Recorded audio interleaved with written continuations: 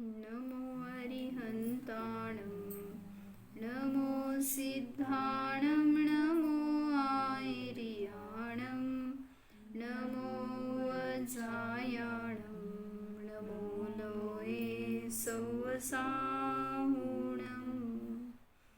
अजर अमर विकल विकारी अविनाशी अनंत गुणधाम नित्य निरंजन भवदुःख भंजन ज्ञान स्वभावी सिद्ध प्रणाम ज्ञान स्वभावी सिद्ध प्रणाम। जय बोलो अनंत सिद्ध भगवान की जय।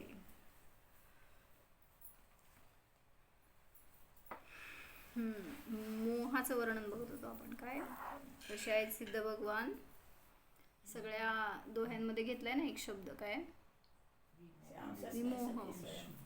विमोह नाही ते नाही, हे जयमालेमध्ये, संस्कृत जयमालेमध्ये आलं ना, विवर्ण विगंध विमान विलोभ विमाय विकाय विशब्द विशोभ अनाकुल केवल सर्व विमोह प्रसिद्ध विशुद्ध सुसिद्ध समूह।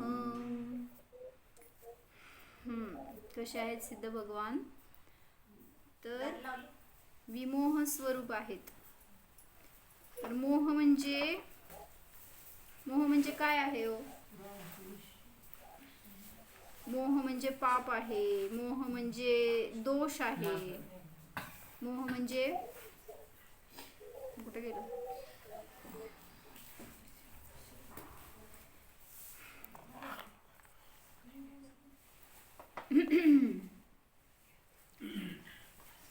तर मोहाला काय सांगितलं? मोहाच्या निमित्तातच संसार आहे। हे माझं कर्सर कुठे गेलं बघ? मोह म्हणजे पाप आहे। तर पाप आहे असं वाटतं का आपल्याला? मोहाच्या निमित्तात पाप करतो म्हणणं वेगळं, पण मोह स्वतः पाप आहे, पापरूप आहे, ह्याचा स्वीकार म्हणजे वाटत नाही पहिल्यांदा की मोह हे पाप आहे म्हणून, कर्तव्य वाटतंय किंवा काय म्हणायचं, दोष वाटत नाही, निर्दोषता वाटते। मोह म्हणजे एक सहजता वाटते, केलाच पाहिजे असं वाटतं। अजून काय वाटतं? मोह म्हणजे मोहाशिवाय जीवन नाही असं वाटतं।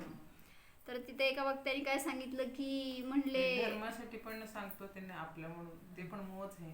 धर्मासाठी सांगतो म्हणजे धर्म मार्गे चालला म्हणून तर त्यांनी सांगितलं ना, काय करा तुम्ही सांगा, कधी सांगा? दया करो पहले अपने पर, आराधन से नहीं चिगो, कुछ विकल्प यदि आवे तो भी संबोधन समतामय हो, मोहमय हो नहीं बताया।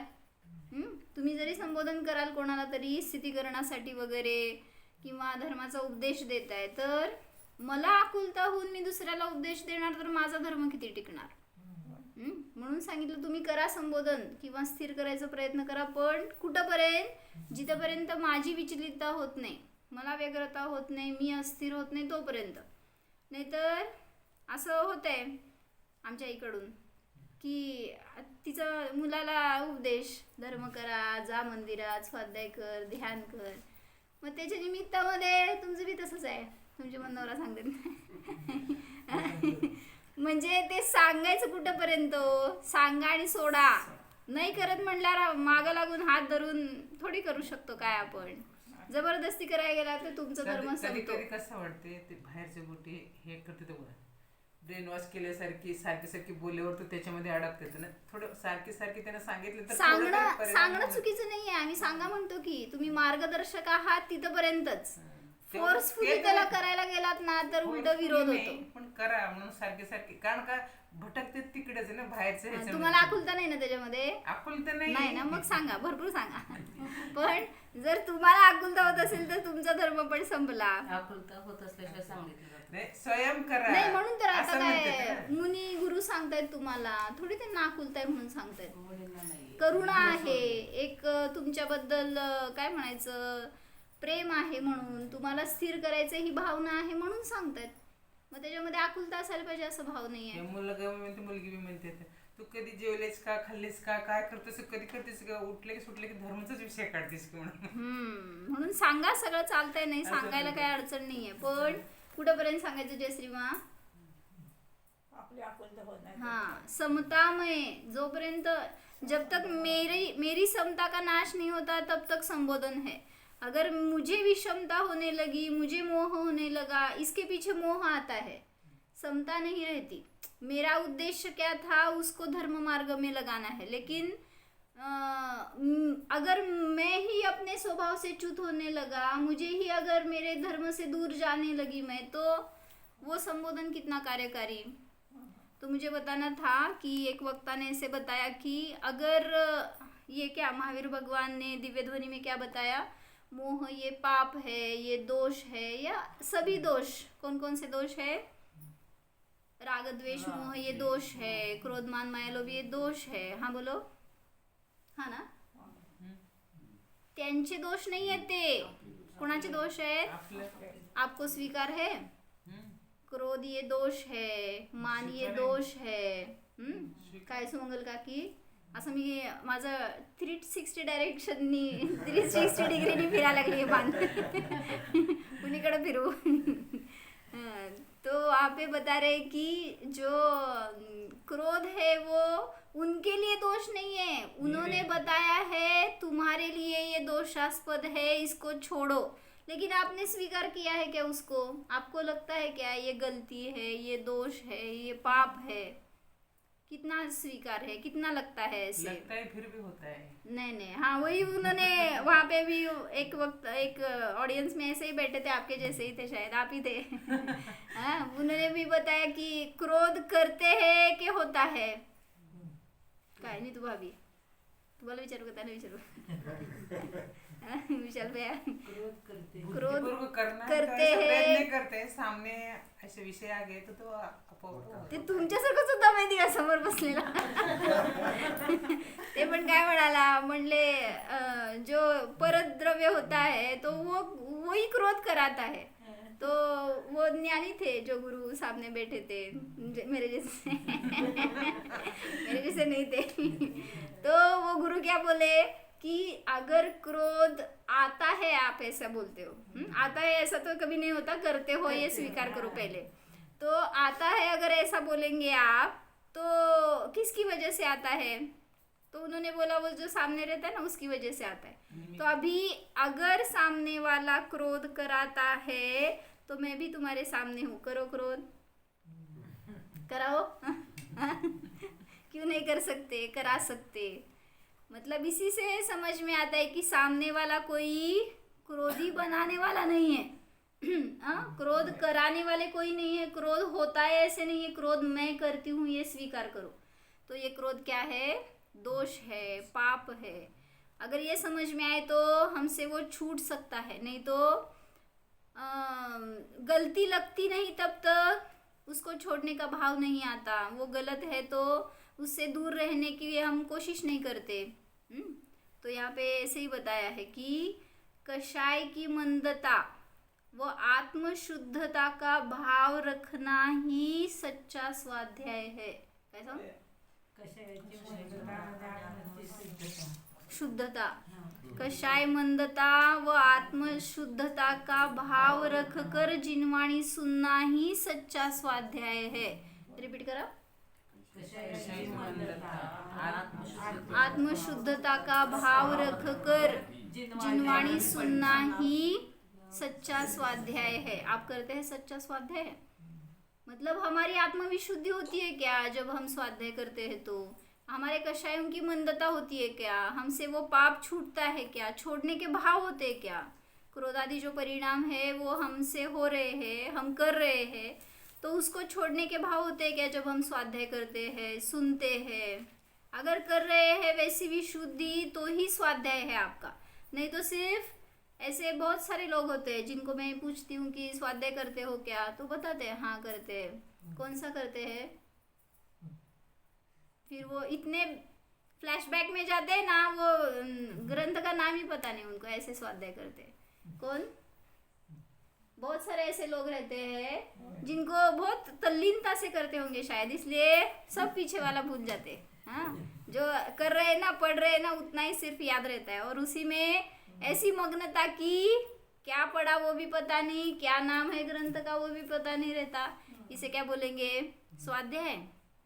तो ऐसा स्वाध्याय करो जिससे विशुद्धि बढ़े, जिससे कषाय घटे। कितना घटती है कषाय बताओ ना, ऐसे परीक्षण करो स्वयं का। कल से आज तक जो स्वाध्याय किया है उससे हमारे में क्या परिवर्तन आया है, कितनी विशुद्धि हुई है, कितनी कषाय घटी है, होता है कि नहीं, हमारे परिणामों में ऐसी उन्नति होती है कि नहीं, प्रोग्रेस होती है क्या? अगर होती है तो अच्छा है, नहीं तो करनी चाहिए, ये बता रहे हैं। यहाँ पे पुरुषार्थ करो, जितनी हमारी विशुद्धि बनेगी उतना, मतलब रियलिटी को स्वीकार नहीं करते हम, इसलिए ऐसा होना चाहिए, ये हम कर सकते हैं, ऐसा उसको करना चाहिए, ये सब भाव आते हैं। तो मोह से स्वयं को भी दुखी करेंगे और सामने वाले को भी दुखी करेंगे। क्या बताओ, सच्चा स्वाध्याय किसे कहेंगे? कषाय को कषाय की मंदता व आत्मा की शुद्धता का भाव रखकर जिनवाणी सुनना ही सच्चा स्वाध्याय है। बताओ नैन्सी। कषाय की मंदता व आत्मा की शुद्धता रखकर जो शुद्धता का भाव रखकर कर ही वही सच्चा स्वाध्याय है। जिनवाणी सुनना ही, सुनना पढ़ना जो भी हो, आप पढ़ रहे हैं तो वहाँ पर भी हमारी विशुद्धि हो रही है क्या, इसका परीक्षण करो। अगर हो रही है तो ये आपका स्वाध्याय यथार्थ है, नहीं तो सुनने के लिए जाते हैं बहुत सारे लोग, हम भी जाते हैं तो कैसा सुनते हैं, उनको क्या आता है देखते हैं उस वक्ता को, ऐसे भाव रखकर बहुत सारे आते हैं ना, हमारे सामने भी होंगे शायद कोई। क्या बताते हैं देखते काय रुजल। अगर तुझे नहीं सांगते मतलब ऐसे सामने बहुत सारे लोग रहते हैं जो वक्ता की परीक्षा लेने के लिए जाते हैं, या एंटरटेनमेंट के लिए जाते हैं, या कोई माताजी बोलते हैं मैटिनी, दोपहर की मैटिनी के लिए जाते हैं गुरु के पास। मतलब किसका क्या भाव रहता है, विशुद्धि का भाव कितना रहता है। अभी सामने है हमारे, ऐसे एग्जाम्पल चल रहा है, तो हमारे भी जीवन का अंत ऐसे आने वाला है, वहाँ पर क्या होगा। अभी मुझे आज एक ने ऐसे बताया कि जब हमारा अंतिम समय निकट आता है ना, तो कर्मों की उदीर्णा चल रही होती है, तो सभी इंद्रियों की प्रवृत्ति तीव्रता से कार्य करती है। स्पर्शनेन्द्रिय हो, रसनेन्द्रिय हो, घ्राणेन्द्रिय, चक्षुरेन्द्रिय, कर्णेन्द्रिय, तो सब कुछ देखने के भाव, सुनने के भाव, खाने के भाव, किसी को हाथ लगाने के, या किसी को ऐसे माया काय म्हणायचं, करुणा, दया, ऐसे कुछ, ये सब भाव आते रहते हैं उसको। तो मतलब इंद्रियाधीन वृत्ति होने लगती है। क्यों? क्योंकि अतीन्द्रिय विषय नहीं है उसके पास। और जो जीवन भर किए हैं परिणाम वही तो रिफ्लेक्ट होंगे। और जब अभी ये सब इंद्रियां भी शिथिल हो गई है, शरीर की शक्ति नहीं रही है, और उसके पास अपना विषय नहीं है, तो कहाँ जाएगा वो जीव? और वहाँ आप उसको संबोधन करेंगे तो नहीं उपयोग लगेगा। इसलिए अभी इंद्रिया अच्छी है, आपका शरीर कार्यकारी है, तो तब तक उसका यूज इसके लिए ही करो। क्या करना है? कषाय की मंदता और आत्मविशुद्धि का भाव ये बढ़े, ये ऐसी आपकी दृष्टि हो तो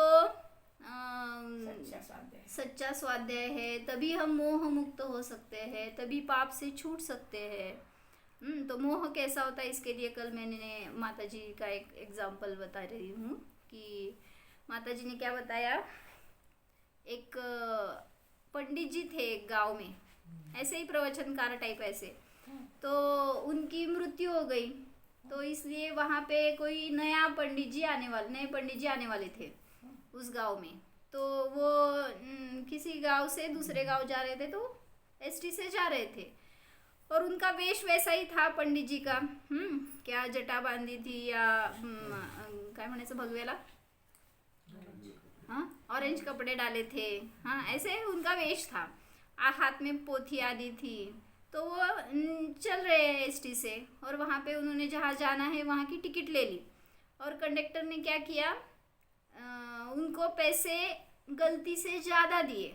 मतलब उनको जो छुट्टा देना था ना उसमें 10 रुपये ज़्यादा गए, किनको, पंडित जी को। तो वो कंडक्टर, उनको भीड़ बहुत थी तो फास्ट वो आगे चला गया और जब इन्होंने देखा तो समझ में आया कि 10 रुपये ज़्यादा दिए हैं कंडक्टर ने। तो अभी इसको क्या ख्याल आया कि वो जब आएगा ना फ्री होकर तो उसको दे देंगे, वापस आएगा ना। तो वो राह देख रहा है, आएगा। तो थोड़ी देर गई, हिंदी बोला काय, थोड़ी देर गेली फिर आएंगे। ते चुकलं माझं वाक्य म्हणून तर बोला म्हणा नाही। थोड़ी देर वेट कर रहा था। हाँ, थोड़ी देर के बाद फिर से वो आएगा ऐसे वो वेट कर रहा था।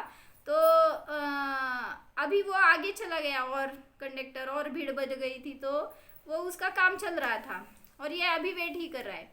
तो बाद में क्या हुआ कि इसके इन बिटवीन जो टाइम मिला ना उसको, तो उसमें इसके ख्यालात बदल गए। क्या चल रहे थे, कौन था? साथ में हाँ, ये ख्याल रखो आप। वो गुरु, मतलब क्या बोलते हैं, पंडित जी थे या गुरु थे ना, वक्ता थे एक। तो उनके मन में क्या ख्याल आया, 10 रुपये, 10 ही तो रुपए है ना, इतनी क्या, उनको क्या कमी पड़ने वाली है, कम पड़ने वाले हैं। वो तो गवर्नमेंट की बस है, उनको उनकी तरफ से मुझे मिले ऐसे मैं समझूंगा, क्यों दूं वापस। ऐसे सब ख्यालात चल रहे थे उसके। फिर बाद में फिर स्थितिकरण किया स्वयं का, नहीं हमें क्या मिलने वाला है, 10 रुपये से दे देंगे। अभी वो आ रहा है ना, अभी तक आया नहीं, इसलिए इसके विचार कितने अलग अलग चल रहे हैं। ऐसे उनकी तरफ नहीं देखना है, उसकी तरफ, किसकी तरफ देखना है, आपकी तरफ। हाँ, करा कुणीकडं बोट माझ्याकडे करू नका। तो स्वयं की तरफ देखना है। जो दृष्टांत होता है ना वो हमारे लिए रहता है, हम उसमें से कुछ बोध मिले हमें। हम भी ऐसा कुछ करते हैं कि नहीं करते? कोई नहीं देख रहा तो हाँ क्या करते? करो मत अगर करते होंगे तो उसने क्या किया, वो अभी तक आया नहीं कंडक्टर, इस वजह से वो फिर से विचार उसके बदल रहे, ऐसे चल रहा है। और अभी उसका स्टॉप आने लगा। मतलब वो सोचता है कि इसको देने के बाद वो क्या करेगा, वो भी डालेगा, काय म्हणायचं त्या बसच्या डेपोमध्ये घालणार आहे। नहीं तो उसको भी पता नहीं है और उनको भी पता नहीं है, डेपो वाले को भी। फिर चलेगा ना, मेरे पास रहेंगे तो इतना क्या बिगड़ जाएगा उनका। तो ऐसे उसके विचार चल रहे थे और स्टैंड आ गया उसका जहाँ पे उतरना था और वो उतरा पूरा नीचे और उसका क्या बोलते विचार फिर से बदल गया और अननोइंगली उसने जेब में से 10 रुपये निकाले और उसको दे दिए कंडक्टर को और बताया आपके ये गलती से मेरे पास आए थे ज़्यादा, तो ये रख लो। तो वो कंडक्टर अभी बोलता है, आप ही पंडित जी है क्या जो अभी इस गांव में नए अपॉइंट हुए हैं? तो वो बोलता है हाँ। तो वो कंडक्टर बोलता है कि मैं आपका बहुत बड़ा फ़ैन हूँ और मैं आपके बहुत प्रवचन सुनता हूँ, मुझे बहुत अच्छा लगता है। तो मैं यही विचार कर रहा था कि आपके प्रवचन कैसे सुनूं, आपको कैसे फॉलो करूं, ये सब मेरा विचार ये चल रहा था। हाँ, और मैंने जानबूझकर 10 रुपये ज़्यादा दिए थे। क्यों? क्योंकि मुझे ये देखना था जो आप बोलते हैं वो आप करते हैं कि नहीं। काय मा असं म्हणाले, परीक्षा करणारे समोर असतील ना, कुठल्या रूपात परीक्षा करतील काय सांगता येत नाही। तो वो बोला कंडक्टर की आप सच में जो बताते हैं वैसे ही आपका भी आचरण है क्या, ये मुझे देखने का भाव आया, इसलिए मैंने इंटेंशनली आपको ये 10 रुपये ज़्यादा दिए थे और आपने रिटर्न कर दिए। आता काय झालं सांगा, त्या पंडिताचं पाणी पाणी वो पंडित नाही दिले असले तर मग झाले. पंडित जी पास हो गए. पास हो गए पंडित जी पास हो गए. पंडित जी की परीक्षा थी ना, तो वो बस तो निकल गई और ये भगवान की तरफ देख रहे हैं हाथ जोड़कर कि कितना अच्छा हुआ कि मेरे परिणाम गलत हो गए थे तो मैंने उसका आचरण नहीं किया, वैसे वैसे कृति नहीं की, ये कितना अच्छा हुआ. अभी वो हाथ जोड़कर प्रार्थना कर रहे कि हे भगवान तूने मुझे बचा लिया, ऐसे ही मुझे बचाया करो. कौन किसको बचाने वाला है, कौन किसको डुबाने वाला है. स्वयं का परिणाम ऐसे अपने परिणाम होते हैं, इसी को बोलते हैं मोह. इसलिए मैंने बताया पहले, मोह ये पाप है, तो इसको छोड़ने के भाव करो, इससे दूर रहने के भाव करो. जितना इससे बचेंगे उतना हमारा कल्याण है, नहीं तो मोह तो नाश करने वाला ही है. तो ऐसे एक सेंटेंस आया था, पंख मिले तो उड़ जाना, साथ मिले तो रुक जाना. पंख यानी अभी ऐसे पंख नहीं, मतलब अभी ज्ञान मिला आपको, या कुछ बोध मिला, तो उसके अनुसार आचरण करो, उसके अनुसार अपना ध्यान लगाओ, ऐसा समझ लेना उससे अर्थ. साथ मिले तो रुक जाना यानी देवशास्त्र गुरु का साथ मिला है आपको, तो वहाँ रुक जाना, मतलब वहाँ पे आश्रय है हमारा ये सोचकर उनकी शरण जाना. क्या, पंख मिले तो उड़ जाना, साथ मिले तो रुक जाना, संघर्ष मिले तो लड़ जाना. किससे संघर्ष है आपका विशाल भैया? मेरे परिणाम मेरे बाहर किससे है संघर्ष? अपने परिणामों से है, हमारे मोह से है, हमारे जो विकारी भाव है अंतरंग में आते हैं ना, तो उनसे आपका संघर्ष है. मतलब आपको क्या तकलीफ हो रही है पेट में, और रसनेंद्रिय ने क्या बताया, मुझे आज ये खाना ही है. क्या हो गया बताओ? संघर्ष. किसका? जो आपको अवॉइड करने के लिए कहा है डॉक्टर ने, समझो, और आपको वही खाने के भाव हो रहे हैं. क्या करेंगे फिर? संघर्ष करेंगे, खा लेंगे उसके बाद में गोली भी खा लेंगे, ऐसा बताओ. उनका संघर्ष चलने दो अंदर कुछ भी ऐसा नहीं है. हम संघर्ष कहाँ करते हैं, कहाँ करना चाहिए. मतलब कर्म है, उनका उदय चल रहा है, उसका फल मिल रहा है, ये भी हमारे लिए बहुत बड़ा संघर्ष है, उसमें स्थिर रहने का. ऐसा संघर्ष करो. लेकिन हम क्या करते हैं, जो भी उदय आ रहे हैं वैसा ही परिणमन करते हैं, तो संघर्ष कहाँ रहा? उसे क्या बोलेंगे? जो उदय चल रहा है उसके अनुरूप अगर हम आचरण करेंगे तो शिथिलता परिणाम. क्या बोलते हैं उसको?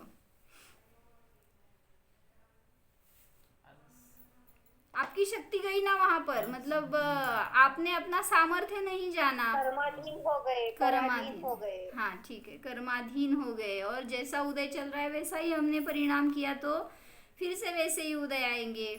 ठीक है, 3 बातें बताओ. क्या बताया मैंने? पंख मिले तो उड़ जाना, साथ मिले तो रुक जाना, संघर्ष मिले तो लड़ जाना, और मान मिले तो झुक जाना. क्या बताया? आपको अगर मान मिला, हाँ, मतलब किसी ने आपकी तारीफ की, आपको अच्छा बोला, तो आप क्या करते हैं? विशाल भाई बहुत अच्छा बनाया है, ऐसा किसी ने बोला होगा ना कि नहीं? किसी को लिया ही नहीं घर में हमने इसलिए. तो किसी ने अगर हमारी तारीफ की या हमें अच्छा बोला, हमें मान सम्मान दिया, तो हम क्या करते हैं? वहाँ पे खुश हो जाते हैं, उसको एक्सेप्ट कर लेते हैं ना. तो वहाँ पे बोल रहे हैं कि अगर मान मिले तो उसको लेना मत, ऐसा बताना है. झुक जाना मतलब ये इसका मैं पात्र नहीं हूँ, मुझे तो मेरा स्थान कहाँ है और मैं क्या कर रहा हूँ, इसका थोड़ा सा विचार करना चाहिए. इसलिए मान मिले तो अभिमान मत करना, उसका गर्व मत करना, वहाँ पर झुक जाना, ये बता रहे हैं. कषाय की मंदता हुए बिना अपने दोष समझ नहीं आते। बहुत अच्छे अच्छे सेंटेंस आए थे, इसलिए मैंने उतने सेंटेंस चिंतन लिए थे आज। क्या बताया मैंने? कषाय की मंदता हुए बिना अपने दोष समझ नहीं आते। काय? हाँ, और कषाय के अभाव बिना अपने दोष मिट नहीं पाते। बोलो, दो वाक्य बोलो विशाल भाई। कषाय की मंदत की कषाय की मंदता के बिना कषाय की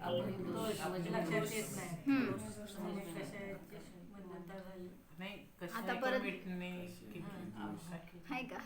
बोला विस्कटवले त्यांनी दोन्ही वाक्य। हा, बोल. कशाची मंदता झाल्याशिवाय दोष लक्षात येत नाही. हा.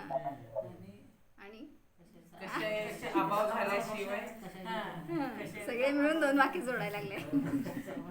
बोला काका। क्या नैन्सी? कषाय की मंदता बिना अपने दोष कषाय की मंदिरता के बिना अपने दोष समझ नहीं आते। कषाय की मिटे बिना मिटे बिना आवाज मिट गया। कषाय के अभाव बिना दोष मिट नहीं पाते। ऐसे दो वाक्य बताए। अपने ऊपर उसका करके देखो परीक्षण। कषाय की मंदता हुए बिना अगर आपको किसी ने आपके दोष बताए, क्या करते बताओ आप? और आपके कषाय बढ़ जाते हैं, पता है? अगर आपको किसी ने ऐसे बताया, ऐसा करते हैं, ऐसा नहीं, ऐसा करना चाहिए। आप अगर वहाँ पे स्थिर है, शांत है तो एक्सेप्ट करेंगे, लेकिन ये कौन होता है मुझे बताने वाला? उसका बहुत अच्छा है क्या? ऐसा हम क्या करते हैं, उल्टा और कषाई बन जाते हैं। तो इसलिए बता रहे हैं की दुसऱ्याला कशाय करायला लागल्यावर ते काय होतं, हे गलत आहे असं लगे लक्षात येतं. पण आपला कशाय तीव्र झालं की ते आपल्याला त्यावेळी इतकं होऊन जाते तर कंट्रोल राहत नाही अजून. कोणाचं सांगायला लागलाय तुम्ही? माझं सांगलं, दुसऱ्याच नाही ना. कषाय की मंदता अगर नहीं है हमारी तो जो भी हमें कुछ बताएगा ना, अच्छी बात हो या बुरी बात हो, एक्सेप्ट नहीं करते हम। हमारी वैसी पात्रता नहीं रहती कि हमें वो स्वीकार हो जाए। इसलिए ज्यादा विरोध में जाते हैं, ज्यादा भड़क जाते हैं वहां पर, और कषाय बढ़ जाती है। इसलिए दोष समझ में नहीं आते और स्वीकार भी नहीं होते। लेकिन कषाय के अभाव होने पर दोष तो सहज मिट जाते हैं। मतलब अभी मुनिराज है और वो तपस्या कर रहे, ध्यान कर रहे हैं, उनको कोई बताने वाला नहीं रहता। ऐसे मुनिराज को कौन बताएगा उनकी गलती हो गई ऐसे? एक तो उनकी गलती देखने का हमें अधिकार नहीं है, और दिखिए आपको कुछ गलती समझो तो ठीक है। कोई शिथिलाचारी है, कोई गलत आचरण करने वाला है तो उनको बताना चाहिए, नहीं ऐसे नहीं। लेकिन वहां पर भी अगर उनकी परिणति शांत नहीं रहेगी तो हाँ, उपगुहन अंग में बताया वैसे स्थितिकरण, तो वहां पर भी बताते हैं ना। लेकिन उनकी पात्रता ऊपर थी ना। जो वारिशेन मुनि थे उन्होंने पुष्पडाल मुनि का स्थितिकरण किया वात्सल्य रूप से, और नहीं क्या स्थितिकरण अंग में, और उपगुहन में ब्रह्मचारी का स्थितिकरण वो सेठ जी, जिनदत्त सेठ जी थे, उन्होंने किया। मतलब अपने से छोटे लोगों का स्थितिकरण या उपगुहन कर सकते, लेकिन अभी हमसे ऊपर है ना मुनिराज। तो बताया था मैंने श्वेतवाहन मुनि की कथा। क्या हुआ था उनको? वो तो ध्यानस्थ खड़े थे और वहाँ पे कोई दो सैनिक जा रहे थे और उनमें चर्चा चल रही थी कि एक ने क्या बताया, कितने पुण्यवान है, कितना इनका तेज है, कितनी तपस्या अच्छी है, कितनी दृढ़ता है, ऐसे बोल रहे थे एक सैनिक दूसरे से। तभी दूसरे सैनिक ने क्या बताया, क्या बोलते हो, ये बहुत पापी है। किसको? मुनिराज को बताया कि इन्होंने क्या किया है। जब यहाँ के वो राजा थे इस राज्य के, और उनका बच्चा बहुत छोटा था, अभी नाबालिग था, और उसी अवस्था में इन्होंने दीक्षा ले ली। तो यहाँ तक तो ठीक है, मुनिराज के कान पर सब पड़ रहा था ना ये संभाषण। तो वहाँ पे आगे उसने क्या बताया कि उस बालक का पीछे क्या हुआ इनको क्या पता। इसलिए पापी ऐसे बोल रहा था वो। मतलब वहां पे जो 4 मंत्री थे उनके हाथ में राज्य देकर सभी व्यवस्था देकर इन्होंने दीक्षा ले ली, लेकिन वही 4 मंत्री इनकी पत्नी यानी रानी और बच्चे सभी को क्या कर दिया, बंदी गृह में डाल दिया और सभी राइट्स अपने हाथ में ले लिए और वो प्रजा के ऊपर अत्याचार कर रहे हैं, कुछ भी कर डाल रहे हैं, ऐसे काय म्हणायचं, अत्याचार करतायत, समझला ना। हाँ, तो ये इनको क्या पता, इसलिए ये पापी है, ऐसा वो सैनिक बोल रहा था मुनिराज को हाथ कर कर। और ये जब कान पर उनके न्यूज़ आई तो इतने वो क्रोधी हो गए, इतने कशाई हो गए, ध्यानस्थ ही है वैसे ही, मुद्रा नहीं छोड़ी उन्होंने, लेकिन ऐसा चेहरा उनका लाल पीला होने लगा। और तभी वहां से श्रेणिक जा रहा था समूह शरण में और मुनिराज दिखे इसलिए वहां पर रुक गया और दर्शन किया। तो उसको डिस्टर्ब हो गया ना, ये ऐसा क्यों, इनका चेहरा इतने लाल पीले क्यों हो रहे, ये क्या चल रहा है इसके अंतरंग में, इनके पता नहीं चला। सिर्फ दर्शन करके धनशिका की कोण श्रेणिकांनी दर्शन केलं मुनींचं आणि कुठे चालला होता, घरी समोशरणात ना। हा आहे बरोबर नाही तो समोशरण में हाँ असू दे, मी म्हणलं का काय आता तो समोशरण में जा रहे थे और वहाँ पे जाने के बाद भगवान को उन्होंने क्वेश्चन पूछा कि अभी मैंने जिसके दर्शन किए उन मुनिराज की परिणति क्या चल रही है, उनके मुंह पर ऐसे क्रोध क्यों दिख रहा था, ऐसे लाल पीले क्यों हो रहे थे, वो क्या हुआ था। तो दिव्य ध्वनि में से समझ में आया श्रेणिक को, क्या बताया था उन्होंने कि ये सब न्यूज़ उनके कान पर गई है तो उनको अभी अस्थिरता हो रही है, उन 4 मंत्रियों के प्रति इतना क्रोध आ रहा है कि उनको जाकर दंडित करूं, तलवार से उनका सिर काट दूं, इतने तीव्र भाव हो रहे हैं। लेकिन तुम्हारा यहाँ पर रोल है, श्रेणिक को भगवान ने बताया कि अभी तुम यहाँ से जाओ और उनका स्थितिकरण करो, उनके परिणाम विचलित हो रहे हैं, उनको स्थिर करो। तो पहले तो बताया दर्शन करके, जिसका मैं दर्शन करके आया हूँ वो मुनिराज कौन है, उनका क्या भविष्य है, ऐसा श्रेणिक ने पूछा था। तो उस टाइम पर भगवान ने बताया अभी इस परिणाम का फल उनको 7वें नरक जा सकते हैं, वो इतना तीव्र क्रोध हो रहा है उनको। और ये सुनने के बाद श्रेणिक को अच्छा नहीं लगा। तो बाद में थोड़ी देर के बाद फिर से पूछा श्रेणिक ने कि क्या मेरा क्या कर्तव्य है या उनको कैसे स्थिर किया जाए, उनके क्या परिणाम है। तो फिर से दिव्य ध्वनि में ऐसे आया कि अभी उनके परिणाम स्थिर है, अभी इस परिणामों से अगर वो चले गए तो स्वर्ग में जाएंगे, ऐसे परिणामों की उथल पुथल चल रही है ना। तो वहाँ पर संबोधन मिला श्रेणिक को कि तुम्हारा यहाँ रोल है, तुम जाकर उनको स्थिर करो, उनकी साधना में दृढ़ करो। और वो श्रेणिक वहाँ से गए। लेकिन अभी मुझे ये बताना था, हमसे ऊपर वाले जो है उनको हम कैसे स्थिर कर सकते, क्या क्या बताएंगे। मुनिराज है, उनको आप संबोधन थोड़ी करेंगे, उनका संबोधन ले सकते, उनको क्या उपदेश दे सकते, कैसे दे सकते। तो ये प्रश्न पड़ गया था श्रेणिक को कि वो तो महाव्रती है, मुनिराज है, हमारे गुरु है, मैं उनको कैसे बताऊंगा। तो जब तक वो मुनिराज तक पहुंच रहा था ना, तब तक उसके दिमाग में यही चल रहा था कि मैं क्या बताऊं, कैसे बताऊं। ऐसे तो नहीं बोल सकते कि आप गलती कर रहे हो, ऐसा मत करो, ये तो नहीं कह सकते। फिर कैसे बोलना रहता है बताओ। आप माता जी के पास रहते हो ना, कैसे बोलना रहता है गुरु को अगर कुछ बताना होगा तो काय कैसे बताएंगे, वही तो ना। आप महावृत्ती है, महान है, आप अपने आत्मा में स्थिर आहे, असं प्रकार त्यांना करू नका असं नाही सांगू शकत। गोड बोलायचं पहिला म्हणा की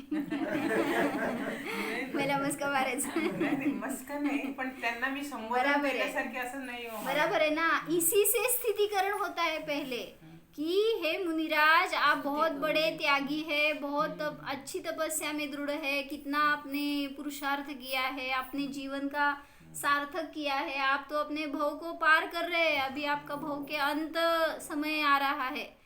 और ऐसी समय में किसी का भी मोह न हो, ऐसी सावधानता रखनी चाहिए। या ऐसे कुछ इतने अच्छे से संबोधन किया श्रेणिक ने कि अभी भी वो मुनिराज ध्यानस्थ मुद्रा में ही थे, जब से वो गया था तब से अब तक।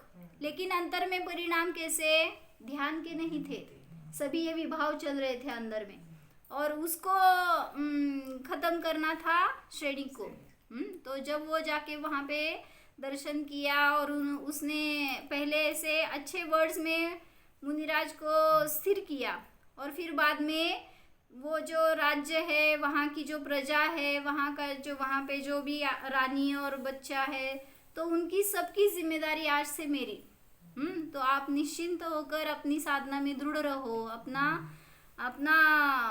भाव परिवर्तन का नाश करो, ऐसे बहुत अच्छे से बताया। और उसी मुद्रा में से उन्होंने स्थितिकरण प्राप्त कर लिया, और ऐसी विशुद्धि बढ़ती गई कि 7वें से 8वें गुणस्थान में गए, 8वें से 9वें, 10वें, 12वें गुणस्थान से केवल 4 घाती कर्मों का नाश करके केवल ज्ञानी बन गए। बोलो श्रुत श्वेत वाहन मुनिराज की, मुनिराज नहीं भगवान हो गए। श्वेत वाहन भगवान की जय। तो ऐसे मतलब स्थितिकरण कैसे करना रहता है, और हमें वैसा स्वीकार भी होना चाहिए। अगर मुनिराज ऐसे बोलते, समझो श्रेणी का आकर वो बोल रहा है, और यहाँ पे उनको अगर क्रोध में ही वैसे ही थे, वैसे ही उन्होंने उपदेश सुना, अगर ऐकला असतं तर म्हण हिंदीमध्ये म्हण नहीं, अगर सुनते तो अगर उसी कषायों में उन्होंने वो श्रेणी के जो शब्द थे वो अगर सुनते तो और कषाय बढ़ जाती, और उसको और कुछ भला बुरा बोल देते वो उसी कषाय में, मुनि पद ही नहीं रहता फिर उनका। लेकिन उन्होंने अपने को संभाला था, ये भी स्वीकार करो। मतलब कषाय आ रही थी उनको भी, चलते हैं, कषाय का उदय 10वें गुणस्थान तक रहता है, इसलिए कषाय का उदय चल रहा था, वो 6ठे सप्तम में ही थे अभी, और उस कषाय को उन्होंने अपने ऊपर हावी नहीं होने दिया, उसको वश में ही रखा, और इस वजह से वो अपना उद्धार कर सके। मतलब जो भी वो बोल रहा था वो उनको ग्रहण हो रहा था, नहीं ऐसे नहीं, सैनिक के भी शब्द ग्रहण हो रहे थे, श्रेणी के भी, काय म्हणले, हाँ दोन्ही पण, सैनिक आणि श्रेणिक दोनों के शब्द उन्होंने ग्रहण करके अपना स्थितिकरण किया, और अपना कल्याण करके वो तो भव से पार चले गए। रानी का क्या हुआ, बच्चे का क्या हुआ, विशाल भैया, जो भी हुआ होगा अच्छा ही होता है, धर्म का फल कभी बुरा नहीं होता। आपले बी तसंच होतं ना, अनंतरमध्ये कसे तसं प्रकार संयोग आले की होते, तर पुन्हा नंतर मंद पण पडते तसं ना ते, पुन्हा नंतर कशाला ते तेव्हाच बंद करायचं हे तेव्हाच सांगायचं। की तेव्हाच सांगायला लागले.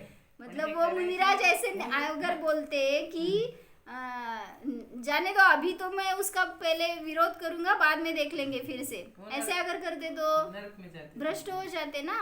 तो इसलिए उसी समय उन्होंने पुरुषार्थ किया और उससे बाहर निकल आए। इसलिए कषायों को जीतना हमारे पास, हमारे हाथ में है। क्या बताया, इसलिए मैंने सेंटेंस, कषाय की मंदता हुए बिना अपने दोष समझ नहीं आते, और कषाय के अभाव के बिना अपने दोष मिट नहीं पाते। तो आपको क्या करना है, कषायों को कम करना है कि मिटाना है, कि बढ़ाना है, करके मिटाना, हाँ अभाव करके मिटाना है। हाँ, अभाव करके मिट ही जाते वो, कम करके, मतलब कम कैसे होंगे, इसका पुरुषार्थ हमारे निष्कषाय स्वभाव के अवलंबन से होगा। लेकिन हम वो नहीं लेते विषय, तो बाहर कहीं पर भी कोई भी हमारे कषाय नष्ट करने वाला नहीं है। इसलिए स्वयं को ऐसा जानो कि जो भी परिणमन चल रहा है उसमें मैं ज्ञाता दृष्टा हूँ, इससे भिन्न हूँ। कषायों का उदय, कर्म का उदय तो आने वाला है, लेकिन ये मुझसे भिन्न है, मैं निर्मोह हूँ, निष्पाप हूँ। ऐसा जानेंगे तो हम भी सिद्धशिला पर विराजमान हो सकते हैं। इसलिए जानो।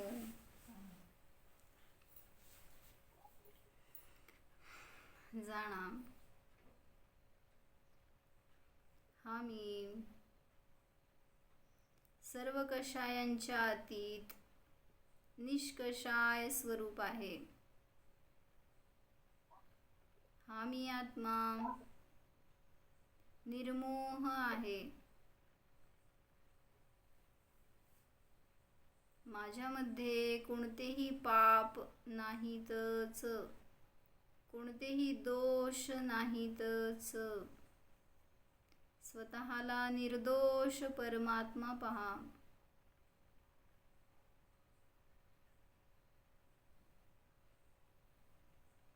निर्मल आहे, स्वच्छ आहे. या माझ्या स्वभावामध्ये पराची अपेक्षा नाही, परकृत दुःख नाहीच.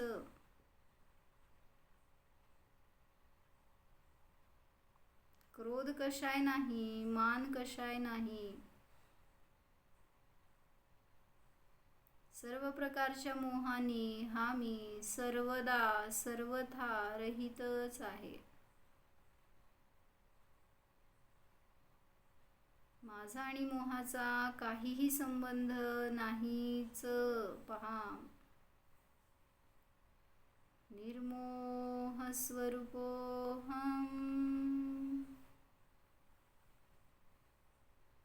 स्वच्छ शुद्ध स्वरूपोऽहम्,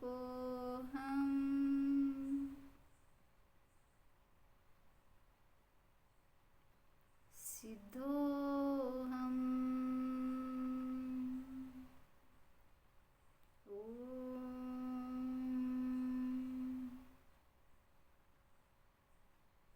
विसर्जन.